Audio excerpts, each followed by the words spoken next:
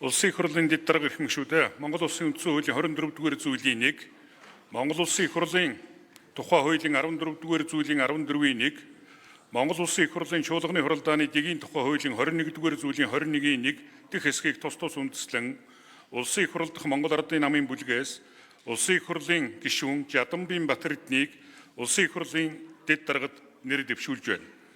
Жадамбин Батэрд нь 1965 онд төрсөн эхнэр хүүхдүүдийн хамт амьдардаг. 1983 онд нийслэлийн 75 дугаар дунд сургууль, 1989 онд Оросын холбооны улсын Эрхүү хотын политехникийн дээд сургууль, 1998 онд Монгол Улсын их сургуулийн хууль зүйн сургуулийг тус төгссөн автоинженер эрх зүйч мэргэжилтэй. 1992 онд Оросын холбооны улсын Рибков улсын үйлдвэрийн газарт менежерээр, 94-өөс 2000 онд Ашид Эрдэнэ хязгаарлалтанд хариуцлагатай компани захирлаар, 2000-аас 2004 онд засгийн газрын хэрэгжүүлэгч агентлаг Автотээврийн газрын даргаар, 2007-оос 2012 онд зам тээвэр аялал жуулчлалын яамны төрийн нарийн бичгийн даргаар,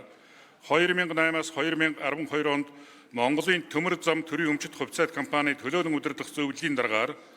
2011-ээс 2012 онд Миат хувьцаат компани төлөөлөн удирдах зөвлөлийн даргаар тус ажилласан. Жадамбин Батэрд нь 2016, 2020 онд Булган аймгаас,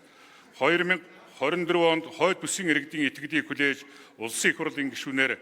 3 удаа сонгогдсон бөгөөд 2017-оос 18 онд Монгол Улсын засгийн газрын гишүүн зам тээврийн хөгжлийн сайдаар, 2024-оос 25 онд Монгол Улсын их хурлын төрийн байгуулалтын байнгын хорооны даргаар, 2025 оны 6 дугаар сараас Монгол Улсын их хурал дахь Монгол Ардын намын бүлгийн даргаар сонгогдсон ажилласан туршлагатай. Эрхэм гишүүдээ Улсын их хурал дахь Монгол Ардын намын бүлгээс Улсын их хурлын гишүүн Жадамбин Батэрднийг парламентод ажилласан байдал, боловсрол, мэдлэг, туршлага зэргийг харгалзан үзэж Улсын их хурлын дэд даргад нэрийг нь дэвшүүлж байна.